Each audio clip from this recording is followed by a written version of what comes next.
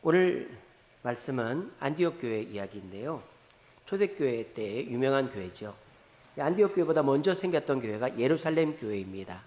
예루살렘 교회는 스펙이 좋은 교회입니다. 스펙은 이제 배경이죠. 어떤 스펙이 좋으냐? 첫째는 12사도가 있었죠. 전 세계에서 사도가 한 명이라도 있었던 교회, 어떤 교회일까? 예루살렘 교회가 사도들이 12명이나 있었어요. 그리고 사도만 있었던 게 아니라 7집사가 있었습니다. 그 7집사가 보통 그냥 집사가 아니라 정말 대단한 전도자들이고 일꾼들이죠. 그리고 예루살렘 교회는 3만 명 정도 모이는, 2만 명에서 3만 명 모이는 큰 교회였어요. 아니 목사님 어떻게 그렇게 자신하십니까? 성경에 나오잖아요.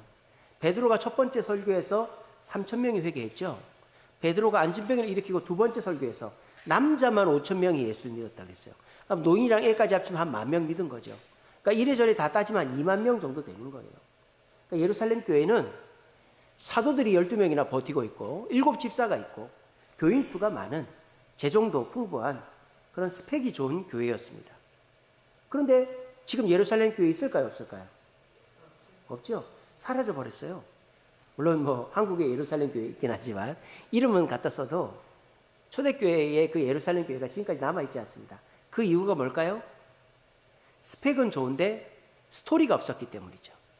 그 교회의 이야기가 부족했기 때문이에요. 스펙과 스토리 차이가 뭘까요? 스펙은 나 중심적인 거죠. 내가 이런 사람이고 내가 이런 걸 갖고 있다. 스토리는 뭡니까? 하나님 중심적인 사람이죠. 내가 하나님 뜻에 순종했더니 이런 일이 벌어졌다. 스토리를 쉽게 말하면 간증이다 그래 보시면 돼요. 내가 하나님 뜻대로 순종했더니 하나님 이런 일을 이루셨다. 예루살렘 교회는 12사도가 있고 7집사가 있고 성도가 많았지만 자기들끼리 먹고 놀고 하는 건 있어도 전도를 안 했죠. 유대인에게만 전도했지 이방인 전도를 하지 않았어요. 하나님 뜻을 어긋난 거죠. 하나님 뭘 했습니까? 성령이 임하시면 예루살렘과 유대와 땅끝까지 전도하라 그랬잖아요. 근데 이 예루살렘 교회는 하나님 중심이 아니라 자기 중심이었죠. 그래서 스토리가 없단 말이에요. 또 스펙은 어떤 특징이 있습니까? 내 자랑이죠. 내가 가지고 있는 걸 자랑하는 게 스펙이고, 스토리는 뭡니까? 하나님의 뜻이 이루어진 것을 자랑하는 게 스토리죠. 그래서 예루살렘 교회는 하나님의 뜻을 이루어 드린 게 별로 없죠. 그렇지 않습니까? 교인들이 모여가지고 자기들끼리 구제하고 섬기고 먹고 놀기만 했지, 남을 전도하면서 무슨 고생을 했다든지 누가 어떻게 전도하면서 병이 나았다든지 뭐 이런 거 없지 않습니까? 예루살렘 교회가. 물론 안진병이 일으킨 거 빼고는. 그러니까 예루살렘 교회는 이제 나 중심적이고 내 자랑은 있어도 하나님 자랑할 것이 없단 말이야. 그렇게 나 중심적이고 내 자랑밖에 없으면 고난이 닥쳤을 때 어떻게 될까요? 고난을 못 견딘다 이 말이에요. 스펙 중심적인 사람은 고난을 못 견딥니다. 여러분 우리가 회사 입사할 때도 뭐 어느 대학 나왔고 어디 유학 갔다 왔고 이렇게 스펙 중심인 사람은 어떻습니까? 막상 실무에 집어넣으면 일을 못하는 경우들이 있어요. 왜? 배경은 많아도 실력이 그걸 해본 적이 없으니까. 근데 뭐 스펙은 변변치 않아도 성실하고 똑같은 일을 하진 않아도 뭔가를 해보고 성공한 경험이 있는 사람은, 스토리가 있는 사람은 그 일도 할 수 있게 되는 것이죠. 옛날에 이런 일 있지 않습니까? 뭐 몸이 건장하던 사람이 건장할 때 일을 잘했는데 사고로 한쪽 팔을 잃었어요. 근데 그 사람이 어떻게 한쪽 팔을 잃어서 그 팔 말고 다른 팔로 열심히 또 일을 하다, 이런 성공 이야기들이 많지 않습니까? 이런 게 스토리죠. 스토리. 내가 남을 위해서 헌신하다가 어려움을 당했는데 그걸 극복하는 스토리.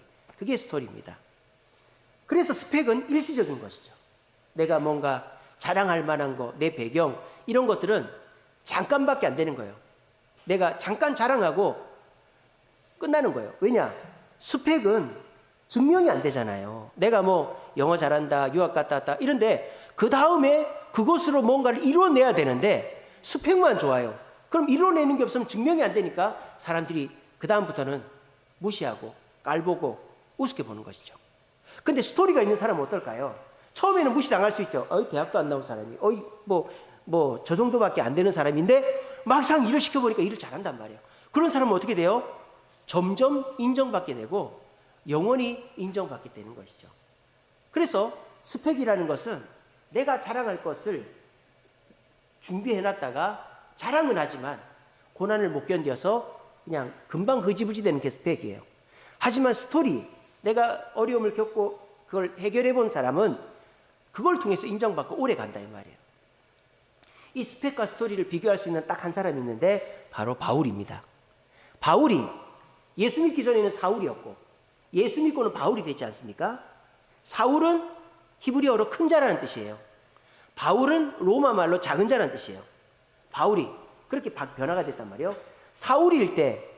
바울이 사울일 때는 어땠습니까? 스펙을 자랑했죠.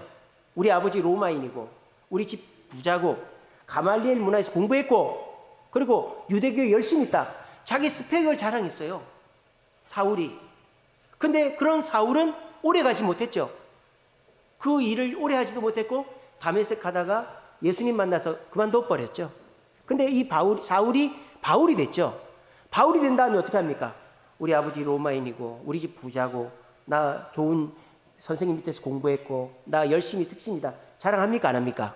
오히려 그거를 배설물로 여기지 않습니까? 그리고 나는 오직 예수님밖에 자랑할 것이 없다. 그렇게 얘기하셨어요. 이게 뭡니까? 바울이 그동안의 예수를 위해서 흔적, 스티그마, 스토리를 자랑하는 것이죠. 그래서 사울은 스펙 중심의 사람이어서 일찍 없어졌지만 바울은 스토리 중심의 사람이어서 지금 우리에게까지 전달되고 있다는 겁니다. 오늘 이 자리에 계신 저와 여러분들은 스토리가 있습니까?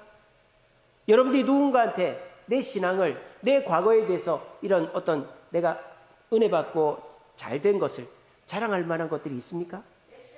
예, 우리 있습니다. 신종란 권사님 암에서 나왔잖아요. 그리고 자녀들 잘 키우셨잖아요. 그죠? 그런 것처럼 우리가 하나님 중심으로 하나님 안에서 내가 뭔가를 이뤄냈을 때 우린 스토리가 있는 사람이 되는 거예요. 그런데 내가 부모로부터 물려받은 것이 있고 내가 이러이러 자랑할 것이 있는데 이런 것으로 나를 드러내다 보면 결국은 시간이 조금 지나면 들통이 나고 그냥 아무것도 아닌 우스운 사람이 되어버린다라는 것입니다. 그래서 오늘은 예루살렘 교회는 스펙만 믿다가 12제자, 7사도, 3만 명, 2만 명이라는 스펙만 믿다가 없어져 버린 예루살렘 교회를 닮지 마시고 오늘 본문에 나오는 스토리가 있는 안디옥 교회를 닮을 때 우리는 당장에는 무시당할 수도 있지만 시간이 지나면 지날수록 우리 장로님, 우리 권사님, 우리 집사님은 참 훌륭한 분이야. 저분은 이야기가 있는 분이야. 저분은 참 간증을 들으면 은혜가 돼. 이런 스토리가 있는 사람이 되어서 많은 사람들에게 존경받고 옳은 대로 인도할 수 있는 저와 여러분 되시기를 간절히 바랍니다. 자, 그러면은 예루살렘 교회는 스펙 중심이었어요.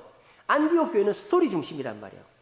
스토리 중심은 하나님 뜻 가운데서 하나님의 일을 하면서 고난이 있지만 고난을 잘 견디어서 결과가 있는 그런 것이 스토리라 그랬죠. 그럼 안디옥 교회는 어떤 스토리, 어떤 교회였느냐? 어떻게 해서 스토리가 생겼느냐? 첫째는요, 예수님을 전하는, 복음을 전하는 교회였기 때문입니다. 예루살렘 교회와 안디옥 교회의 가장 큰 차이점이 뭐죠? 이방인에게 복음을 전했느냐 아니냐죠. 예루살렘 교회는 이방인들을 개 취급했습니다. 쉽게 말하면은 천주교회는 뛰쳐나왔지만 개신교로 넘어오지 못한 영국 성공회와 같이 영국 성공회가 천주교에서 떨어져 나왔지만 여전히 천주교 스타일로 신앙생활 하거든요. 그러니까 지금 성공회는 완전히 뭡니까? 동성애 투성이가 됐잖아요. 영국 성공회 이게 주교들 중에서 동성애자가 주교가 되고 뭐 이런 거 많아요. 그래서 영국 성경에는 개신교 예수를 구주로 믿어 천국 가지만은 천주교의 구습에 매여가지고 변화가 못 되는 거예요. 그런 것처럼 예루살렘 교회는 예수님을 구주로 믿었지만 예수님의 말씀을 100% 실천하지 못하는 거예요. 왜? 이방인에게 복음을 안 전하니까. 그래서 잊혀진 교회, 없어진 교회가 됐단 말이에요. 근데 안디옥 교회는 어때요? 오늘 본문에 뭐라 그랬습니까? 안디옥 교회가 어떻게 됐다 그랬죠? 베니게와 구브로와 안디옥까지 이르러 유대인에게만 말씀을 전하다가 어떻게 했다? 구브로와 구레네 몇 사람이 안디옥에 이르러 어떻게 했다? 헬라인에게도 복음을 전했다. 안디옥에서는 헬라인에게도 복음을 전했다. 그래서 만들어진 게 안디옥 교회다라는 거예요. 그래서 우리가 전도할 때 우리의 신앙 스토리가 생긴다라는 거예요. 예전 1차 세계대전 때 알빈 요크라는 군인이 있었어요. 알빈 요크, 하사입니다. 계급이. 알빈 요크라는 사람인데 이 사람은 독실한 기독교인이었어요. 그래서 예수 믿는 사람이 남을 쏴 죽이는 살인죄를 지으면 안 된다. 이런 생각에 빠져가지고 군대의 그 징집을 거부해버린 거예요. 근데 이 알빈 요크라는 사람이 자기 동네 친구들이, 같은 미국 청년들이 총에 맞아 죽는 걸 보면서 내가 살인을 하면 안 되지만 우리 그 동료들을 지키기 위해서는 내가 전쟁에 나가야 되겠다. 그래서 이 친구가 전쟁에 나가는데 어떤 그 병과로 나갔느냐면 저격병으로 나갔어요. 스나이퍼 아시죠? 딱 이렇게 멀리서 있다가 한 명씩 딱딱 쏴 죽이는 스나이퍼 저격병이 된 거예요. 그래가지고 이 친구가 나는 내 동료들을 구해야 되겠다. 그러면서 이제 저격병으로 있는데 어느 날 이 독일군들이 에워싼 거예요. 그리고 독일군들은 기관총, 그때 당시 기관총이 맥심이라는 기관총이 있었어요. 맥심 기관총으로 무장하고 있는 독일군 수백 명에게 사로잡힌 거예요. 미군들이. 그래가지고 막 포위망을 좁혀오는데 알빈 요크라는 하사가 어떻게 했느냐. 한 명씩 쏴 죽이는 거예요. 기관총 들고 있는 사람 쏴 죽이고, 걸어오는 군인들 쏴 죽이고. 그러니까는 이 독일 군인들이 기겁을 하는 거예요. 어디서 날라오는지를 모르는데 한 명씩 죽어나가는 거예요. 그래가지고 이 독일군 장교가 이러다 우리 다 죽겠다. 그래가지고 어떻게 했느냐. 항복을 해버렸어요. 독일군 전체적으로. 그래서 그때 포로가 135명이 나왔답니다. 135명이 포로로 손들고 나왔는데 알고 보니까 자기들을 쏴 죽인 사람은 여러 명이 아니라 미군들 얼마 없었어요. 근데 자기들을 쏴 죽인 사람은 그 저격병 알빈 요크 하사 한 명이었다는 거예요. 그래가지고 이 알빈 요크라는 하사가 그 기관총 35정을 무력화시켰어요. 기관총 쏘는 사람 다 죽여가지고 또 28명을 전사시키고 135명을 포로로 잡았대요. 엄청난 성과를 거둔 거죠. 그래서 이 사람의 그 이야기가 막 유럽과 미국으로 퍼졌어요. 그래서 당연히 미국에서는, 미국 군인이니까 미국에서는 훈장을 받았는데 세계에서 다른 나라 군인을 훈장 주는 경우는 없지 않습니까? 근데 이 알빈 요크 하사가 프랑스와 이탈리아에서 훈장을 받았답니다. 그러면서 이 사람이 뭐라고 얘기를 했느냐. 나는 하나님의 뜻에 따라 내 군인들을 지키려고 했던, 내 동료들을 지키려고 한 것 뿐인데 이런 결과가 왔다라고 신앙 고백을 한 거예요. 이게 바로 스토리죠, 스토리. 군 생활을 하면요, 제일 편한 데가 운전병, 보급병, 행정병 이런 게 제일 편합니다. 운전병 운전만 하면 돼요. 훈련도 안 해요. 보급병은 보급 물품 관리만 하면 돼요. 행정병은 컴퓨터만 치면 돼요. 저도 군대 처음 갔을 때 제 동기들 중에 훈련소는 똑같이 했는데 보급병으로 행정병으로 가르고 너무 부럽더라고요. 근데 상병이 되고 병장이 되니까 바뀌어요. 저와 같이 포병, 전투병과에 있었던 사람은 병장 생활이 편합니다. 왜? 그동안 고생해서 후임병을 키워놨기 때문에 그 후임병들이 그 선임을 잘 돌봐주는 거예요. 근데요, 운전병, 보급병, 행정병은 딱 2명이에요.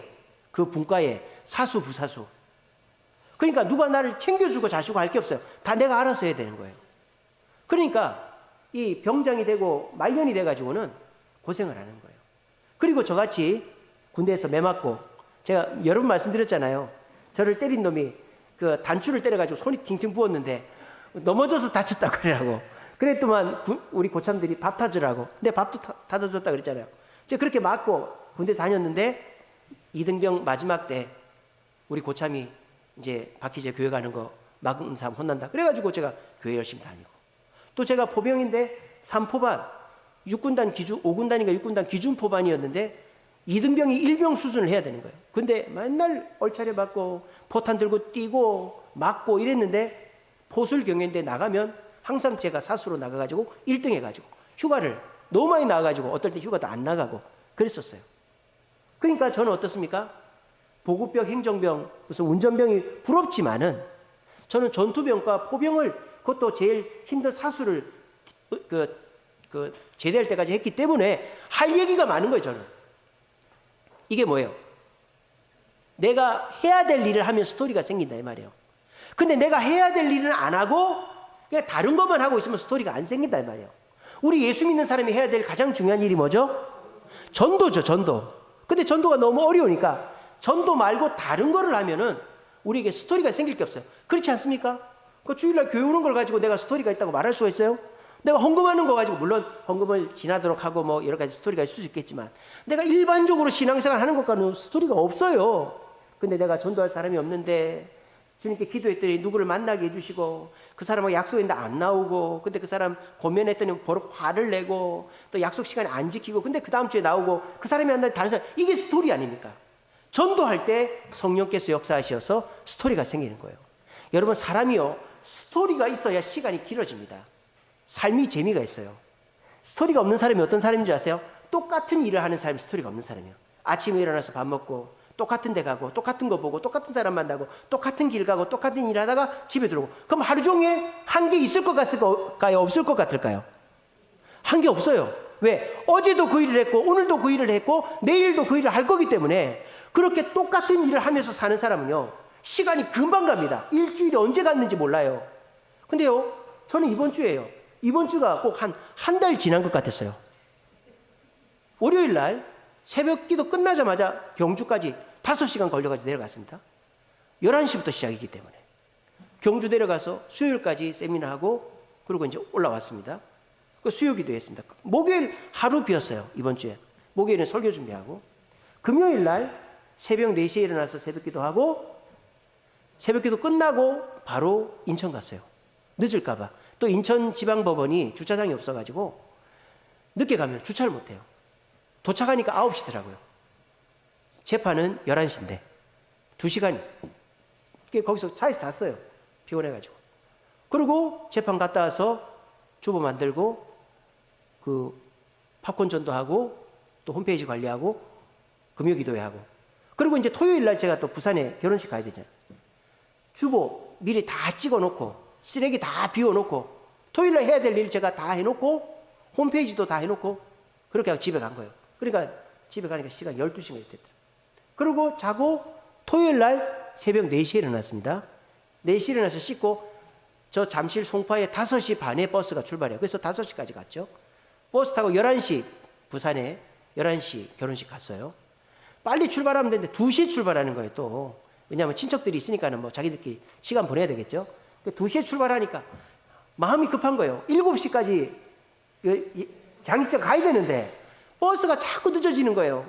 휴게소를 내려갈 때는 한 번만 들어가더만 휴게소를 2번이나 들어가는 거예요. 마음이 얼마나 급합니까? 그래서 하는 수 없이 저 기다리게 하면 안 되니까 5시쯤 제가 문자 보냈잖아요. 30분만 늦추겠습니다. 그러고 와가지고 또 헐레벌떡 해가지고 면목동 장례식장 갔다가 또 와가지고 집사람 또 식사 당번하느라고 교회에서 기다리고, 그러고 집에 가가지고 자고, 그리고 오늘 또 나온 거예요. 그러면 저는 지난주 한 주간 동안 스토리가 있을까요, 없을까요? 많죠? 그러니까 제가 이렇게 길게 얘기하잖아요. 물론 전도한 건 아니지만. 그러니까 이게 뭐예요? 내가 맨날 똑같이 하면요, 얘기할 게 없어요. 그러면 시간이 일주일이, 한 달이 1년이 쑥 가는 거예요. 근데 일주일이라도 정말 내가 원치 않는 거, 하나님이 원해서 하는 일들을 하다 보면 내가 일주일이 한 달같이도 느껴지는 거예요. 이게 뭐예요? 우리가 그냥 하던 일 하면은 얘기할 것도 없는 거예요. 근데 여러분들이 주님의 뜻 가운데서 주님이 기뻐하는 일을 하고 특별히 전도를 하려고 하면 우리 삶에 얘기거리가 너무 많아진다는 것입니다. 여러분 기억하십시오. 운전병, 보급병, 행정병은 얘기할 게 없어요. 하지만 전투병은 목숨을 걸고 싸우기 때문에 스토리가 있습니다. 이처럼 복음을 전하여서 스토리가 있는 성도들 되시기를 간절히 바랍니다. 두 번째로 우리가 어떻게 하면 스토리가 생기느냐. 안디옥 교회는 말씀을 실천하는 교회였어요. 안디옥 교회는. 자, 11장 26절에 보면 이렇게 되어 있습니다. 안디옥에 데리고 와서 둘이 교회에서 1년간 모여 있어 큰 무리를 가르쳤고, 그러니까 바울과 바나바가 큰 무리를 가르쳤대요. 그리고 제자들이 안디옥에서 비로소 그리스도인이라 일컬음을 받았다고 했어요. 우리가 그리스도인이라고, 예수쟁이라고 부르잖아요. 그 말이 칭찬이 아니고 비꼬는 말이죠. 어이 저 예수쟁이들, 어이 그리스도인들, 저 고지식한 놈들, 저 나쁜 놈들, 그렇게 얘기합니다. 여러분 그런 얘기 들을 때 좀 기분이 나쁘죠? 그런 얘기 들을 때 부끄럽습니까? 여러분 그게요, 그 사람한테 바른 신앙을 보여주는 거예요. 여러분 혹여라도 여러분들이 새벽기도 간다고 엄마는 밥도 안 차려주고 어디 가냐고, 여러분들이 뭐 교회 헌금한다고 아빠는 우리는 하나도 안 사주고 헌금이나 한다고. 여러분들이 뭐 남 전도 안 하고 굽신굽신하면 아빠는 우리한테는 안 하고 그렇게 한다고. 그런 얘기할 때 여러분 마음이 철렁 내려앉죠. 아이고 내가 애들한테 시험 줬나 보다. 애들이 나 때문에 교회 안 오면 어떡하지? 절대 그렇지 않습니다. 오히려 그런 모습을 많이 보여주세요. 그리고 아이들이 아빠는 엄마는 그런다. 그런 얘기 하면 할수록 좋습니다. 왜요? 여러분들이 바른 신앙이라는 걸 보여주고 있는 것이기 때문에요. 아빠는 저런다. 엄마는 저런다. 조금 지나면 어떻게 돼요? 우리 아빠 우리 엄마가 진짜 예수쟁이구나. 여러분들이 동네에서 직장에서 부모 형제 친지들 가운데서 아이고 너는 뭐 너만 그렇게 잘 믿냐? 어이구 저 예수쟁이 저 고집쟁이 저 멍청한 놈. 그게 여러분의 신앙의 이름표가 되는 거예요. 그럼 여러분들은 남들 앞에 부끄럽지 않는 신앙이 되는 거고, 그 사람이 자기의 그런 가치관, 자기의 그런 어떤 생각이 무너졌을 때 어떤 그리스도인을 찾아오겠어요? 이랬다 저랬다고 교회 왔다 안 왔다 그러고 자기 멋대로 신앙생활하는 사람 찾아가겠어요? 여러분처럼 고지고대로 신앙생활하는 사람 찾아가겠어요? 그리스도인이라고 불리는, 예수쟁이라고 불리는 사람 찾아가는 거예요. 여러분도 그렇지 않습니까? 자녀들 말에 휘둘리지 마세요. 자녀들이 엄마는 이런다 아빠는 이런다 이런 말에 휘둘리지 마세요. 애들 말은 언제나 바뀝니다. 애들은 이랬다 저랬다 하는 말 거기 휘둘리지 마시고 그냥 여러분들은 미안하다 하시고, 때로는 너무 다 솔직하게 얘기하지 마시고 엄마 어디가? 나 교회 설거지하러 간다. 교회 그렇게 얘기하지 마시고 나 바람 좀 쐬고 올게 이렇게 하고 나오시면 되는 거 아니에요. 그죠? 지혜롭게 얘기하는 거예요. 그렇게 하면서 누가 옆에서 뭐라 그런다고 주님 앞에 충성하는 것을 멈추면 안 되는 거예요. 오늘 안디옥 교회 성도들은 어떻게 했다? 열심히 말씀을 가르쳤어요. 바울과 바나바. 근데 그걸 배우는데 그친 게 아니라 그 말씀을 열심히 실천을 한 결과가 그리스도인이라고 불렸단 말이에요. 근데 그 그리스도인이라고 불리는 것이 당장에는 손해가 나죠. 놀리고 당장에는 막 비꼬고 하니까. 근데 시간이 지나니까 안디옥 교회가 진짜 교회다라고 칭찬을 듣고 안디옥 교회가 부흥하기 시작한 것입니다. 무엇입니까? 스토리가 있으려면 남들이 욕을 해도 남들이 조롱을 해도 말씀을 지키고 주일이면 교회 나오고 예수 믿으니까 술 먹고 담배 피고 하는 거 안 하고 내가 욕심이 나고 하지만 화 안 내고 욕심 안 부리고 주님 뜻대로 사는 모습을 보여주면 당장에는 손해가 날지 몰라도 그것을 통하여서 주님께서 우리가 자랑스럽게 되고 스토리가 있는 성도가 되게 하신다라는 것입니다. 여러분 사랑의 원자탄이라는 책 아시죠? 영화도 나왔잖아요. 사랑의 원자탄. 그 쓰신 분이 누구예요? 원종수 박사님 아닙니까? 원종수 박사님. 이제 그분이 고등학교 때입니다. 근데 그분이 원래 공부를 잘하지 않았대요. 그분이 서울대학 나오고 미국 유학 가가지고 미국에서도 유명한 암 전문의가 됐죠. 원종수 박사님이. 근데 그분이 고등학교 때 공부를 그렇게 잘한 게 아니래요. 근데 고등학교 때 이 원종수 박사님 집도 너무 못 살았대요. 점심을 잘 못 사고 다녔는데 가끔 한 번씩 엄마가 빵 같은 거 만들어주고 가끔 도시락 싸가지고 다녔대요. 근데 자기 반에 일진이라고 하죠. 요즘은 깡패가 있었대요. 애들 돈 뺏고 하는 애인데. 근데 그 애가 알고 보니까 점심을 안 싸갖고 오더랍니다. 가난한 집이었던 거예요. 그러니까 지가 가난한 집에 자라다 보니까 막 이렇게 그 꿀리기는 싫고, 그러니까 남의 거 뺏어가지고 막 이렇게 잘 먹고 잘 쓰는 것처럼 보이지만 점심을 못 싸갖고 오는 거예요. 근데 그놈이 맨날 행패 부리고 하니까 이 원종수 이 학생은 싫죠. 그 깡패 같은 애가. 근데 로마서 12장 20절 말씀에 원수가 줄이거든 먹이고 목마르거든 마시게 하라. 로마서 12장 20절에 그런 말씀 있잖아요. 그 말씀이 딱 생각하는 원종수 박사님이, 그래 저놈이 내 왼수지, 애들 괴롭히고 돈 뺏고 왼수지만은 저놈이 지금 배고프지 않냐, 하나님이 배고픈 너 먹이라 그랬지 않냐. 그러면서 이 원종수 박사님이 자기 먹을 것도 없는데 자기 점심을 야 이거 너 먹어 하고 가버린 거예요. 근데 이 깡패 걔는 갑자기 망치로 맞은 것 같은 거예요.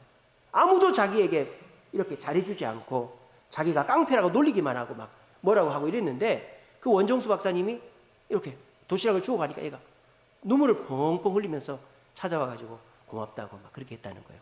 그래서 걔가 변화가 됐다는 거예요. 근데 중요한 건 그게 아니고, 그 애가 변화된 게 또 중요하지만은 더 중요한 건 뭐냐, 그날 이후로 하나님께서 이 원종수 박사님의 뇌를 깨워주신 거예요.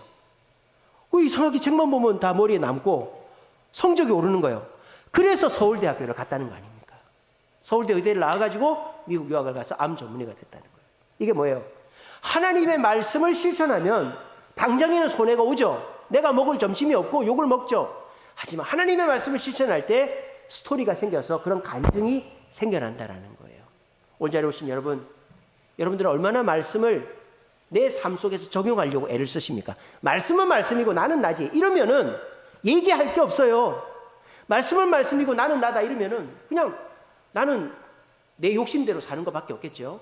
근데 내가 이렇게 해야 되지만은 하나님께서 이렇게 말씀하셨기 때문에 그대로 했더니 하나님이 이런 놀라운 일을 벌이셨다. 제가 전에도 말씀드린 적이 있는데 제 대학교 때 북한에 염소 보내기 운동을 했단 말이에요. 염소는 아무거나 먹어도 잘 자라니까.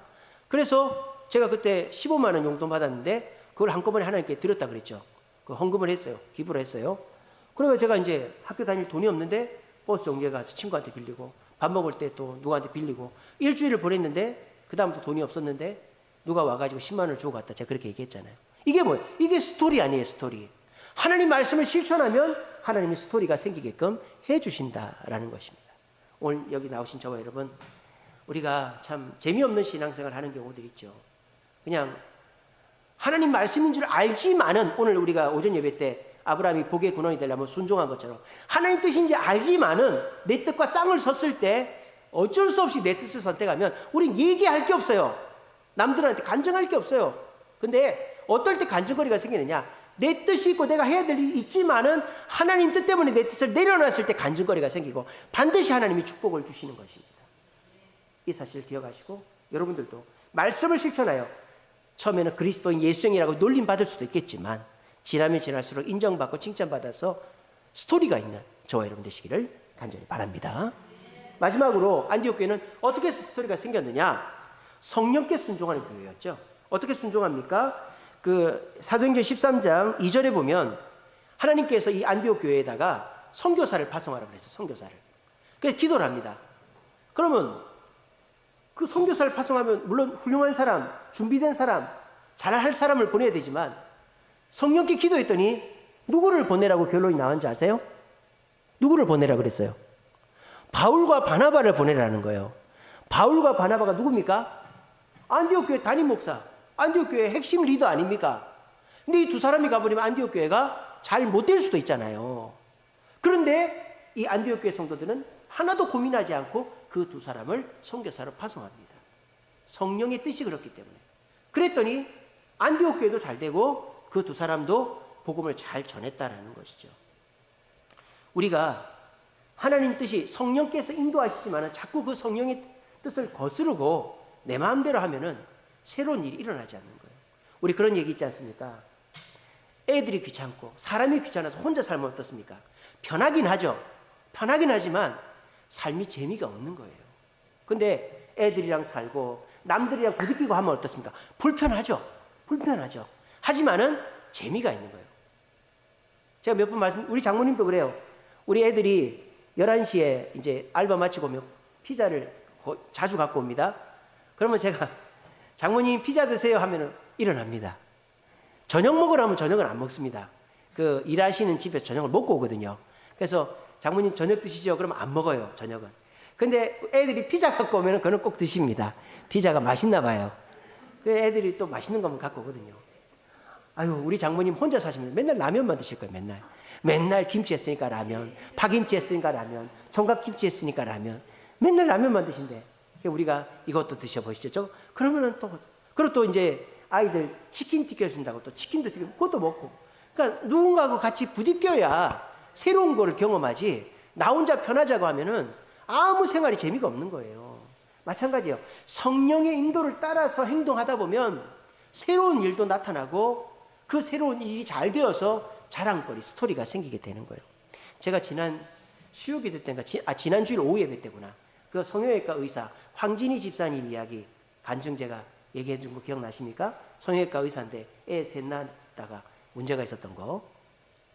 그 황진희라는 성형외과 의사가 있어요. 여자분인데 이분이 애를 셋 낳았는데 첫째는 임신을 했는데 검사해 보니까 다운 증후군이라고 검사가 나온 거예요.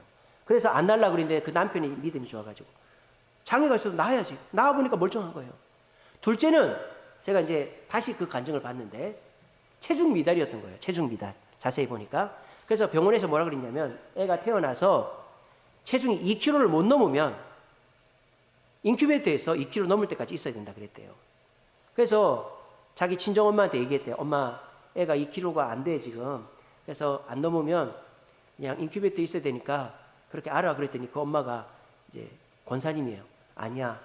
엄마 기도했는데 엄마가 우리 집에 데려가서 너 산후조리 해준다고 하나님 말씀하셨어. 걱정하지 마. 그 애를 딱 낳았는데 어떻게 된지 아세요? 딱 2kg였답니다. 딱 2kg. 그래서 병원에서 딴 말 못하게 데리고 왔대요. 그러니까 둘째 그렇게 됐죠. 셋째는 임신을 했는데 애가 자궁문이 열려버린 거예요. 그래가지고 이 칠삭동이도 안 되게 나오게 된 거예요. 그래가지고 병원에서 거꾸로 매달아가지고 자궁을 꼬매고 병원에 누워 있었던 거예요. 또 엄마한테 물어봤죠. 엄마, 애 조선할 것 같아. 배가 아파. 그러니까 그 엄마 권사님도 그랬대요. 내가 하나님께 기도했더니 하나님이 더도 말고 덜도 말고 딱 10개월 채워서 나온다고 했다. 믿고 있어라. 근데 진짜 배가 아파도 참았어요. 애가 당장 나올 것 같은데. 근데 진짜 10개월 딱 채워서 셋째가 나왔다는 거예요. 예, 그런 일이 있었어요, 이분이. 근데 이분이 이제 병원을 저 송도에다가 개원을 한 거예요. 근데 와다가 나다가 교통사고가 난 거예요. 그 후유증으로 등이 아픈 거예요. 이 성형수술은 한참 하지 않습니까? 이렇게. 그분이 유방 재건 수술 전문의인데 한참을 해야 되잖아요. 그러니까 이렇게 하고 있으니까 어깨가 등이 아파가지고 일을 못 하겠는 거예요. 이분이 한동안 의사 일을 못 한 거예요. 그러면서 이분이 우울증이 온 거예요. 우울증이. 그러니까 자기도 우울증이, 제가 지난주에 말씀드렸죠. 우울증인지 아닌 줄 알았는데 말도 잘하고 쾌활한데 머리가 아파서 병원에 갔더니 우울증이다. 그 약 먹으니까 우울증 약 먹으니까 머리가 안 아프더라. 그렇게 된 거예요. 근데 이분이 제가 이제 얘기하려고 하는 건 이게 아니고 이건 지난주에 얘기한 거죠. 이분이 어떤 일이 있었느냐. 그래가지고 이제 이분이 수술하고 유방암도 오고 갑상선암도 오고 암을 2개나 수술했어요. 암 2개나 수술했지. 이분도 유방 다 떨어냈지. 그리고 이제 의사 일 못하지. 몸이 아파가지고 무기력하게 있지. 그러니까 이분이 너무 생활이 재미가 없는 거예요. 애들은 어리니까 울지. 그러니까 이분이 막 죽고 싶더래요. 근데 이분이 하나님께 기도했어요. 하나님, 제가 좀 살게 해달라고. 근데 이분이 저기 지구촌 교회라고 분당에 지구촌 교회를 다니는데 그 교회에서 이 성경 공부반이 만들어지는 거예요. 성경 공부반이. 이분이 회사도 안 나가고 집은 용인이거든요. 그래서 병원도 안 나가고 하니까 성경 공부반이나 나가야 되겠다. 근데 이제 영 나가기가 싫은 거예요. 그래서 이분이 어떻게 했느냐. 하나님께, 성령님께 기도한 거예요. 성령님, 예, 그냥 지나가는 말로 한 거예요. 그 제자반 가기 싫어가지고 지나가는 말로 뭐라 그랬냐. 유방 재건할 사람이 우리 교회에 있으면 저 계속 다닐게요. 이렇게 한 거예요. 그래가지고 이분이 그렇게 기도를 하고 그 첫 번째 모임에 나갔대요. 그 성경 공부반의 모임에. 그 조별로 이렇게 앉는데 어떤 분이 여기가 맨맨하더래요. 여자분인데. 그 쉬는 시간에 살짝 가서 물어봤대요. 혹시 유방암 수술하셨어요? 그 사람이 막 눈물 흘리는 거예요. 그러면서 이제 사실 수술했다고. 그러면서 이 집사님도 막 우는 거예요. 그러면서 뭐라 그러냐. 내가 하나님께 기도했는데 하나님, 내가 지금 너무 암 수술 2번이나 하고 유방 제거 수술하고 등이 아파서 수술도 못하고 이렇게 막 비참하게 애들이 울고 이렇게 있는데 하나님, 내가 성경 공부 하러 왔는데 유방 제거 수술이 필요한 사람이 있으면 제가 계속 할게. 이렇게 기도했는데 당신을 만났다 그러니까 이분도 막 우는 거예요. 왜? 자기도 그렇게 기도했대. 내 유방을 다시 만들어줄 수 있는 그런 걸 소개를 해주거나 그런 사람 만나게 해달라 기도했다는 거예요. 세상에 이런 일이 있습니까, 여러분? 이게 성령께서 역사하신 거죠. 이러니까 그분이 간증에 나오는 거예요, 그렇게. 그래서 그 2분이 만나게 돼가지고 결국은 이 그 황진희 집사님이 7년 만에 다시 병원으로 복직을 했답니다. 자기 병원으로. 그래서 뭐 아마 그분 수술해줬겠죠. 다시 이제 등도 안 아프고 해가지고 다시 의사생활을 하고 있대요. 그러니까는 우리가 그 황진희 그 집사님은 그 성경 공부반에 나가기 싫었어요. 근데 성령께서 나가라고 하니까 어거지로 나갔는데 기도를 한 거죠. 유방 재건이 필요한 사람이 있으면 나 계속 다닐게요. 그랬더니 진짜 하나님이 황진희 집사님 나오게 하려고 그 사람을 그 조에다 집어넣은 거예요. 그 위에 사람이 많으니까. 그래서 그 2 사람이 위로받고 은혜 받고 변화됐다는 거예요. 여러분, 성령님은 여러분들이 생각지도 못한 기가 막힌 일을 역사하시는 줄로 믿으시길 바랍니다. 제가 이제 지난주에도 어떤 간증을 봤는데요. 어떤 여자분인데 미국 사람이랑 결혼을 했어요. 그래서 미국으로 이민을 갔어요. 그러니까 남편 따라서, 남편이 미국 사람이니까. 근데 이 남편이 늦게 예수를 믿었는데 신앙이 좋아요. 그래가지고 이 남편이랑 어떻게 하냐면 자기 집에다 애들을 불러가지고 애들을 먹이고 입히고 성경 공부를 가르치는 거예요. 왜냐하면 그 사람이 이사를 갔는데 이제 동네가 이제 가난한 동네다 보니까 애들이 막 방치되어 있는 거예요. 엄마 아빠 일하러 가고. 근데 그 방치되어 있는 애들이 노는 놀이터에 이상한 승합차가 한 대가 딱 오더니 젊은 애들이 내려가지고 막 맛있는 거 주고 놀아주고 그렇게 하고 가는 거예요. 그리고 일요일만 되면 걔들을 데리고 가는 거예요. 주일만 되면. 그래서 알고 보니까 이단인 거예요. 이단. 우리 기독교 이단이 아니고 저 이슬람교 계통의 이단인 거예요. 이슬람교가 아니고. 그래서 애들을 그 불쌍한 애들을 막 꼬셔가지고 가는 거예요. 그거를 보니까 이 여자 집사님이 너무 화가 나더래요. 그래가지고 이 여자 집사님이 어떻게 했느냐? 저 애들을 내가 예수님께 인도해야 되겠다. 그 걔들을 집에다 불러가지고 먹이고 입히고 막 엄마들이 그러니까 엄마들이 일하러 가면서 그 집에다 애를 놓고 가더래요. 그래서 유치원처럼 어린이집처럼. 그래가지고 자기 집 애도 셋인데 그 15명이나 되는 애들을 맨날 먹이고 입히고 그 동네에는 에어컨이 없대요. 근데 그 집사님 집에만 에어컨이 있대. 근데 그 더운 날 애들이 막 땀삐질 삐질 자기 집에 데려다가 에어컨 시원하게 있고 이렇게 했대. 그러니까는 이분이 그 아이들을 변화시키려고 했대요. 그 아이들이 변화가 됐을까요? 안 됐을까요? 예, 되면 참 좋은데 안 되는 거예요. 애들이 돈에 손을 대고 한 번은요 남편 카드를 갖고 가지고 카드를 한 10번 쓴 거예요. 어떤 애가. 그 카드에서 전화가 온 거예요. 그러니까 그런 일을 몇 번 겪으니까 더 이상 아이들한테 잘하고 싶은 마음이 없는 거예요. 그래도 꾸준히 그 일요일 날 이 썬데이 스쿨 사역을 했다는 거예요. 근데 이분이 하는 말이 그거예요. 그 일로 변화된 애가 한 명도 없대요. 한 명도 없대. 근데 남편이 변화가 됐대요. 남편이 한국에 있을 때 한국 영어 학원 강사였는데 그래서 결혼하면서 교회를 좀 나갔대요. 근데 예수님 만나고 교회를 미국 갔지만은 신앙이 제대로 되어 있지 않았대요. 근데 그 남편이 주일날만 되면 새벽 5시에 일어나는 거예요. 이 남편이 이제 미국 가서도 학교 선생님을 했대요. 미션 스쿨 선생님을 했대요. 그래가지고 평일에는 바쁘니까 새벽 5시가 되면 스타벅스에 가서 설교 준비를 했답니다. 그렇게 설교 준비를 하고는 이분이 그 아이들 불러다가 먹이고 예배 드리고 이렇게 했대요. 그거를 몇 년 동안 했는데요. 이 남편이 아예 목사님처럼 돼버린 거예요. 근데 이 남편에게 어떤 일이 있었느냐? 그 남편이 일하는 미션 스쿨에서 이렇게 채플을 드리지 않습니까? 주중에 예배를 드린단 말이에요. 근데 그 채플은 그 학교는 교장 선생님, 교감 선생님이 번갈아 가면서 설교를 한대요.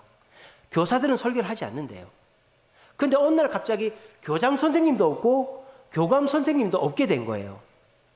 그래가지고 채플은 애들 모아놓고 예배는 드려야 되겠고 설교하는 사람은 없고 이래가지고 학교에서 교무실에서 광고가 나온 거예요. 혹시 오늘 설교 대신 해줄 수 있는 분 있어요? 그때 이 남편이 손을 들고 제가 할 수 있을 것 같은데요? 하고는 설교를 너무 잘해버린 거예요. 교장 선생님, 교감 선생님보다 훨씬, 왜냐하면 그 애들을 데리고 설교를 했으니까 얼마나 산만하고 정신없게. 근데 그 애들을 집중시키려 설교를 했으니까 그 고등학교 그 강당에서는 뭐 더 잘 됐겠죠. 그래가지고 이분이 인정을 받은 거예요. 그래서 이분이 평교사였는데 행정직으로 이렇게 더 진급을 하게 된 거예요. 진급을. 근데 이 남편이 그 진급을 거절했답니다. 왜? 내가 애들이랑 있어야 전도를 하니까. 남편 변했습니까? 안 변했습니까? 이렇게 변할 수가 없겠죠. 그죠? 근데 그 부인 되시는 분이 자기 남편이 한국에 있을 때는 막 돈이나 쓸 줄 알고 술이나 먹고 그런 사람이었는데 우리가 미국 가가지고 그 이단에 뺏길 뻔한 애들을 구하느라고 남편이 애를 썼는데 애들은 한 명도 못 구했지만 자기 남편이 변화됐다. 이게 뭐예요? 성령의 인도다라는 거예요. 여러분, 성령의 인도를 따라 살면 절대 손해나는 일이 없는 줄로 믿으시기를 바랍니다. 그렇게 성령의 인도를 따라 살아갈 때요, 내가 원하는 건 되지 않을 수 있어요. 하지만 생각지도 못한 곳에서 주님의 은혜가 임하는 것입니다. 그 애들 변화되는 것도 중요하지만 그 남편이 그 학교에서 설교하면서 그 전체 아이들에게 영향 끼치면 그 미션 스쿨이 그 속에서 훌륭한 아이들이 나올 수가 있는 것이죠. 여러분들도 내가 하던 것만 하고 성령의 인도가 있지만 그걸 거절하고 이러면은 여러분들의 삶 속에 재밌는 일이 없고 얘기거리가 없어요. 성령의 인도를 따라 사심으로 스토리가 있는 성도들 되시기를 간절히 바랍니다. 말씀을 맺겠습니다. 우리 주세훈교회는 스펙이 좋은 교회일까요? 스토리가 있는 교회일까요? 예, 다 아시죠? 우리 교회는 스펙은 보잘것이 없죠. 뭐 우리 교회에 무슨 교수가 있는 것도 아니고 의사가 있는 것도 아니고 무슨 뭐 큰 회사 사장님 있는 것도 아니에요. 우리가 다 고만고만한 사람들이에요. 또 우리는 개척을 했죠. 상가에서부터 시작했어요. 그러니까 우리는 스펙이라는 게 없어요. 근데 우리에게 뭐가 있어요? 스토리가 있죠. 우리가 개척을 하고 개척했는데 하나님 은혜 주셔서 성도들이 한 100명 됐고 또 그 속에서 우리 성도들이 뜻을 모으고 우리 장로님과 함께 교회를 건축을 했고 건축을 했는데 우리가 이자 감당하기가 힘든 거예요. 그때 송강철 지사님이 우리 제일 힘들 때 2023년도에 한 달에 1,000만 원씩 빌려줬어요. 7개월 동안 7천만 원을. 그리고 지금 그 돈 한 번도 안 받아갔어요. 그분이 이 모양 저 모양 다 헌금했어요. 한 푼도 안 받아갔어요. 우리한테 빌려준 돈 하나도 안 받아갔어요. 그렇게 해서 그 고비 잘 넘겼죠. 그리고 우리가 이 땅값으로만 1년에 600만 원 세금 냈었어요. 근데 장로님께서 한번 세무과 한번 가보라 그래서 제가 가봤더니 교회이기 때문에 교회가 쓰는 데까지는 면세가 된 거예요. 지난주 수요일 날 나왔다 갔습니다. 수요일 날 2시 반에 제 세미나 갔다가 일찍 왔거든요. 그것 때문에 2시 반까지 만나기로 해서 세무과 직원이 왔어요. 그래서 또 사진 다 찍었어요. 1년에 한 번씩 사진 찍어 갑니다. 그래서 이 건물에 상반기 60만 원, 하반기 60만 원, 땅값으로 60만 원, 또 건물로 60만 원, 딱 120만 원 세금 나옵니다. 이것도 우리 몰랐잖아요. 이게 이야기가 되죠. 왜? 성령의 인도를 따라 했으니까. 또 우리 지금 어떻습니까? 아마 웬만한 교회들 우리 교회만큼 전도 열심히 하는 게 없을걸요. 수요일 전도합니다. 금요일 전도합니다. 매주일 우리 전 기관이 전도합니다. 이런 교회 없어요. 그러니까 우리 교회는 안디옥 교회처럼 전도하는 교회고요. 말씀을 실천하는 교회고요. 성령 인도를 따라가는 교회. 그러니까 우리 교회는 스토리가 있죠. 스토리가 있죠. 이게 뭐예요? 우리 인생도 우리 신앙도 마찬가지라는 거예요. 우리 신앙도 내가 나 혼자 신앙생활하기도 힘든데 무슨 전도냐 이러지 말고 하려고 해보세요. 그때부터 스토리가 생기는 거예요. 말씀을 지키는 것도 물론 말씀이 그렇게 있지만은 그렇게 살다 망하니까 그렇게 할 수가 없지. 이러지 말고 말씀대로 해보시면 스토리가 생기는 거예요.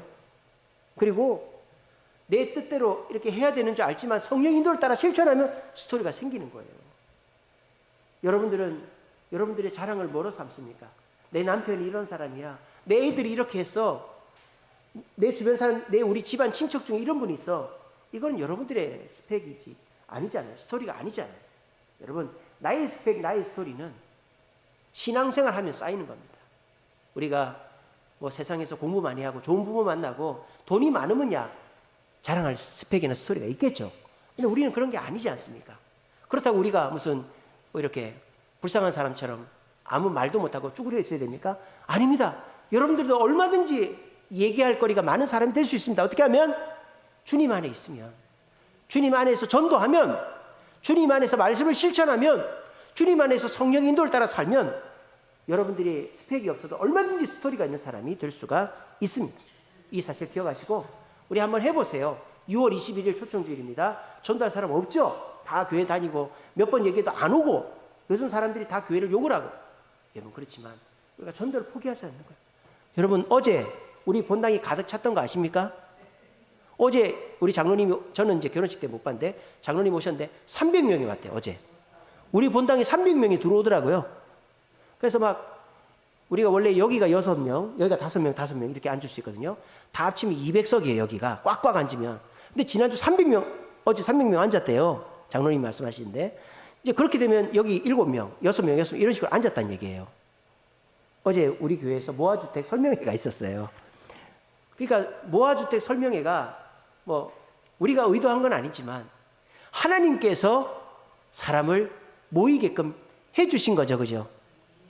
한 번으로 끝나는 게 아니라 6월 달에 또 한답니다. 그래서 여러분 우리가 하면 하나님이 더해 주시는 거예요. 우리 열심히 전도하니까 하나님이 본당하면 꽉 채우게 해주시잖아요. 모아주택 설명회로. 어제 우리 세아가 방송실에 있었는데 사람들이 막 그러더래요. 온 김에 교회가 한번 구경하고 가야지. 막 그러기도 하고, 아, 교회가 내려와 보니까 엄청 잘 돼 있네. 뭐 그렇게 얘기들을 많이 했대요. 그러니까 이 동네 사람들이 우리 교회를 올 일이 뭐가 있겠어요. 그리고 우리 장로님 말씀하시는데 젊은 사람이 절반 이상이더랍니다. 젊은 사람이. 왜냐? 여기 빌라들이 많잖아요. 이 빌라들에 젊은 사람들이 많이 사는 거예요. 그러니까 아파트 살 형편은 안 되고 빌라를 사가지고 살든지 뭐 그렇게 세대로 살든지 이러는 거예요. 그리고 우리 유미라 집사님이 그러시는데 요 동네 전세, 월세, 매매가 싹 사라졌답니다. 모아주택 현수막 딱 걸리면서 주인들이 다 걷어들였대요. 그러니까 지금 물론 여러 지역에서 모아주택을 하죠. 하지만은 잘 되는 데도 있고 안 되는 데도 있는데 어제 하는 걸로 봐서는 이 지역은 잘 될 것 같아요. 왜냐면은 이게 무르익었잖아요. 지금 뭐 여러 군데서 모아주택 얘기들도 나오고 어제 일단 여기 300명이 왔잖아요. 그리고 이제 또 한다고 그러니까. 그리고 전세 매매 이런 게 싹 사라져 버렸대요. 자기 거 다 갖고 있는 거죠. 그래서 언제든지 이제 소유권 이전하고 이게 진행하려고 사인하려고. 그러니까 이런 일들이 우리가 계획해서 하면 안 일어나지만 우리는 우리 할 일을 하는 거죠. 전도하고 말씀 실천하고 성령 인도를 따라하고. 그러면 어떻게 될까요? 주님께서 그런 일들을 벌여 주시는 것입니다. 여러분들도 6월 21일 날 우리 모아주택 때만큼은 안 되겠지만 여기 150명 이상 우리 한번 채워봅시다. 그렇게 하는데 전도할 사람도 없고 전도해도 안 되고 교회가 욕을 먹고 이런다고 안 하면 아무 일도 일어나지 않는 거예요. 근데 예수님 말씀을 믿고 내가 전도하려고 마음을 먹으면 주님이 사람을 붙여주시는 거예요. 그리고 말씀 읽고 성령 인도를 따라서 전도하면 얘기거리가 생기고 얘기거리가 간증거리가 생기는 거예요. 그렇게 하면 우리 신앙이 주님의 은혜를 체험하고 역사를 체험해서 한 단계 성장하게 되는 거예요. 여러분, 스펙으로 영원할 수 없습니다. 부모가 부자라고 영원히 부자 아닙니다. 부모가 대학 교수라고 대학교 은퇴하고 나면은 대학 교수든 은행장이든 은퇴하면 끝이에요. 끈 떨어진 연이에요. 근데 우리의 스토리는 죽을 때까지 계속됩니다. 여러분, 주님 앞에서 전도하고 말씀 실천하고 성령 인도를 따라 삶으로 스토리가 있는 성도 되어서 사람 앞에 주님 앞에 인정받는 저와 여러분 되시기를 간절히 바랍니다.